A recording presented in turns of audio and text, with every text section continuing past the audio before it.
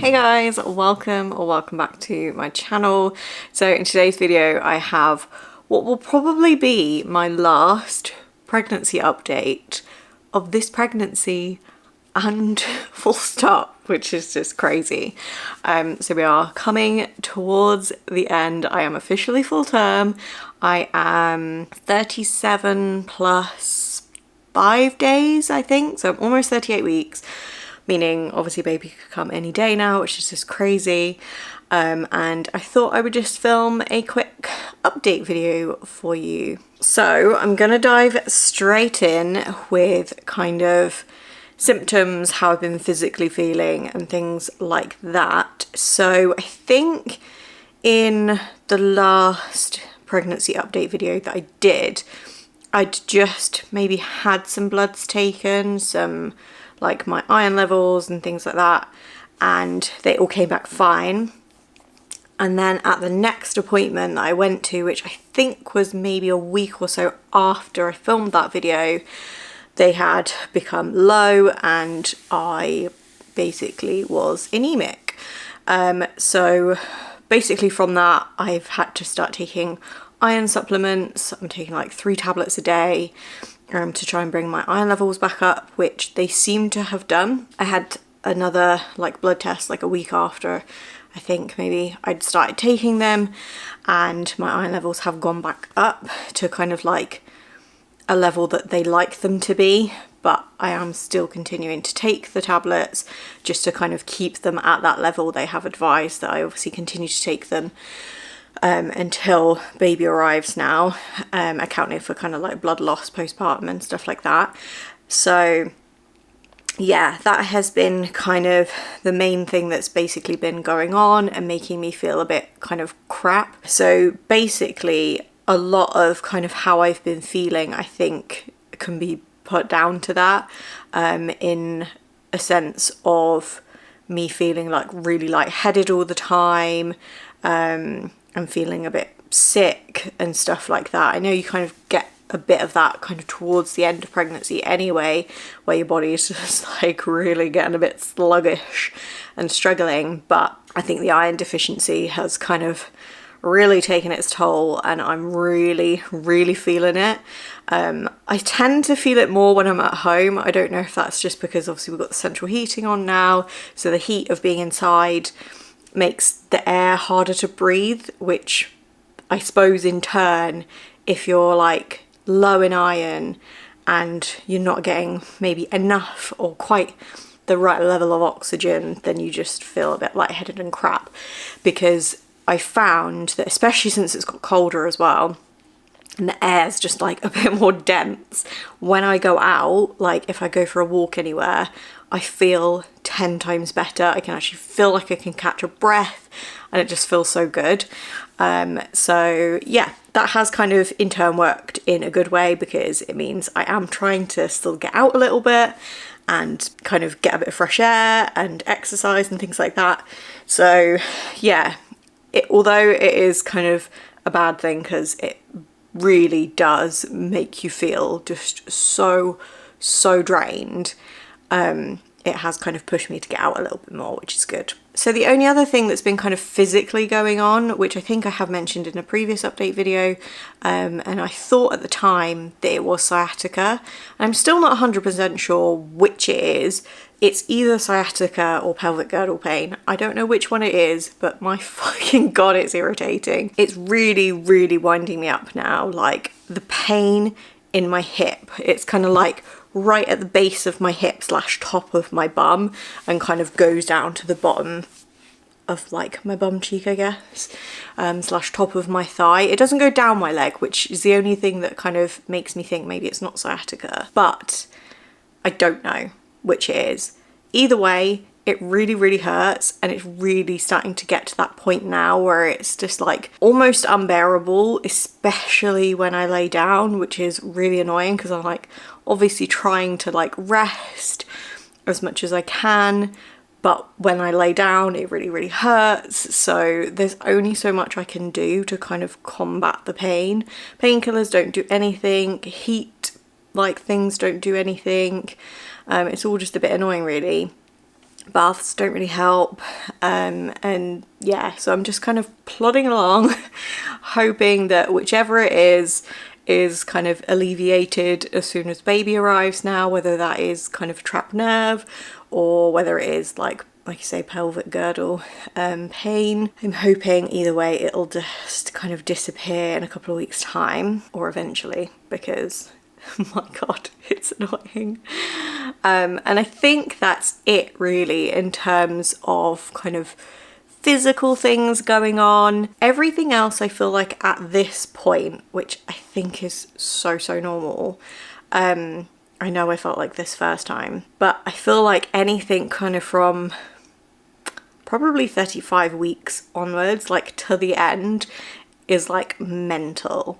So there is the side of it that your brain is just like so like overwhelmed with wanting to nest and make sure you get everything done that you want to, and like in my case, like I wanted to do some batch cooking and things like that and make sure the house was clean and things, and get everything ready for Christmas and just all of those sorts of things. So there's like the kind of mental load going on of that.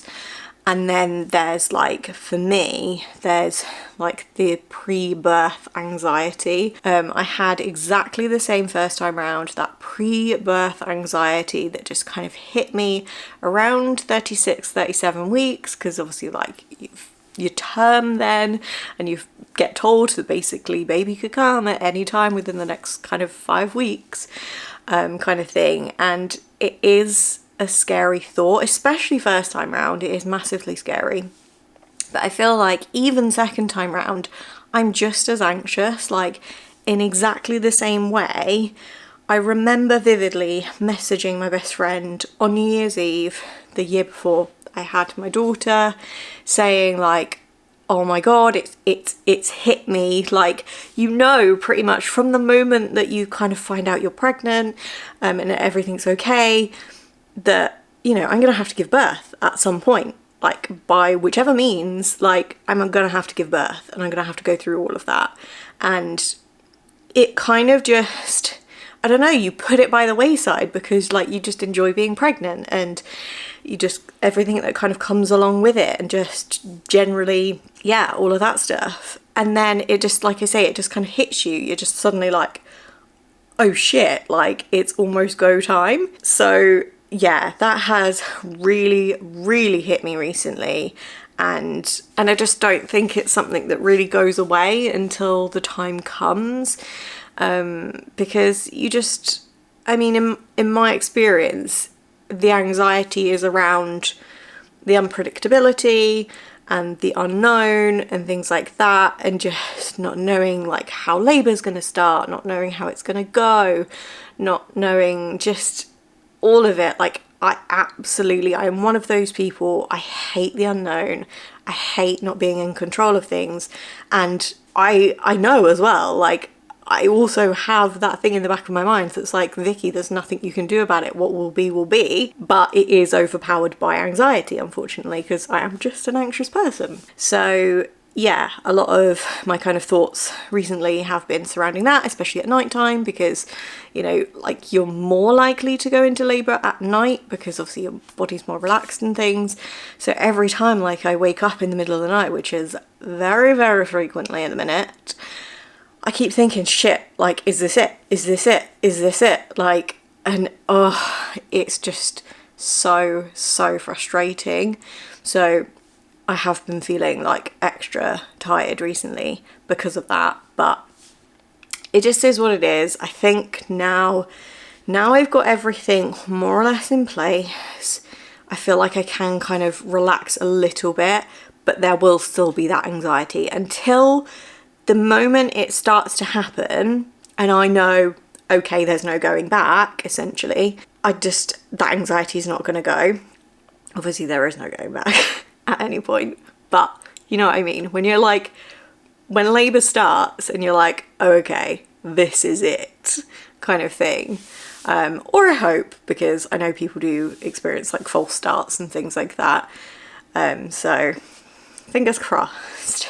So the only other thing that I wanted to talk about in this video, which you may kind of already be aware of if you follow me over on Instagram, because I have been speaking about it quite a lot over the last couple of weeks, and I have mentioned it, I think, in like my what's in my hospital bag video and things like that, because when I filmed that I didn't really know what the plan was. So as of right now, I am planning for a home birth, which is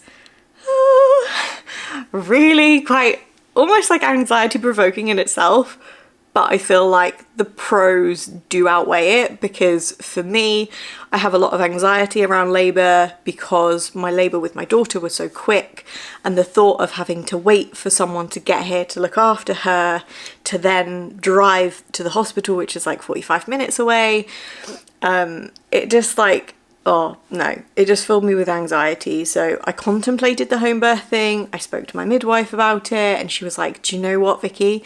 You are literally the perfect candidate for it. Like, you've got a low risk pregnancy, you had a perfect birth the first time, like perfect birth the first time, like everything was straightforward.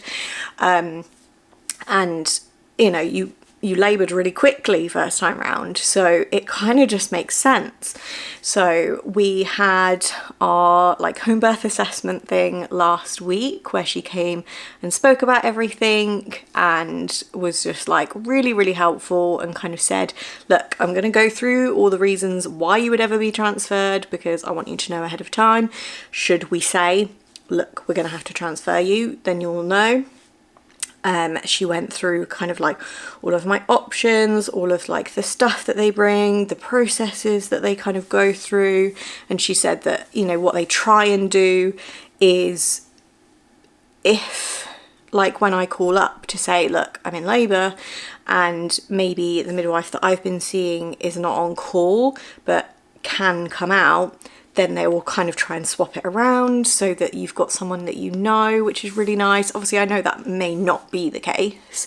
You know, she might have just come off like a day shift or whatever. But I liked that they try and do that. That's quite a nice thing. So yeah, everything is in place for a home birth. I have ordered, well, like hired a pool. So that arrived the other day. It is sat in the corner of my living room, which is just, that makes me feel better. Like I say, now that that's here, and I'm like, right, okay, if shit hits the fan, I am ready to go, basically. So yeah, I'm still obviously feeling really anxious about the whole thing, because there is just that part of you that's always like, but what if? And I know, like, statistically home births are like fab, like they generally don't like ever need any intervention or anything like that, but you just never know, do you? So there is just that bit in the back of my mind that's like, am I doing the right thing? I don't know. But also, one other thing is that I'd thought about it for the longest time, because it used to be like the done thing, didn't it? Like when my parents were born, for example, my dad was born at home, he told me, and it just used to be the done thing. And I don't know, it just made me think I'd quite like to experience that and see what it's like. You know, I've seen other people's like videos on it and stuff like that, and it looks so idyllic. And I'm kind of like, well, this is my last opportunity to even contemplate it and potentially experience it. I'd be stupid not to think about it. So that is the plan as of right now to what we're gonna do. We're planned for a home birth, everything is in place for it, and now we just have to wait until the moment comes where he wants to make his appearance, and we'll just find out what happens. Obviously I will come back and tell you all. I did like a labour and delivery story with my daughter, so we'll do the same again this time round, and I'm hoping that I will be able to film certain parts of it, like vlog the actual experience. Whether I will actually share that content or not, I don't know, but I would quite like to film it. And I feel like if you're in your own environment, it's a little bit easier to kind of do that. Whereas I think obviously the speed of my labour first time round and just being in hospital, I didn't even think twice about getting my camera out and filming stuff like that. Although I did bring it with me, I literally didn't even think about it. So hopefully I'll be able to film little bits this time round, even if it's not like a full thing. So like I say, whether I will share that or not, I don't know, but I'd quite like to be able to film little bits of it, so watch this space. So anyways, I'm going to show you a quick bump date before I leave you all. Like I say, I am 37 plus 5, I think. Very close to 38 weeks now. So I'm going to show you my quick bump and then I will disappear. So like I say, I am almost 38 weeks pregnant, which is just absolutely insane now. And this is the big old bumperoo. I don't know, I keep feeling like I look at it some days and I'm like, I feel like I've dropped, but I can't be sure. So yeah, this is he. It's crazy to think that the next time I film one of these videos that he might actually be here. So yeah, I hope you have enjoyed this video. Please give it a thumbs up if you did. Make sure to hit the subscribe button if you haven't already, and I will see you all in my next video. Bye guys.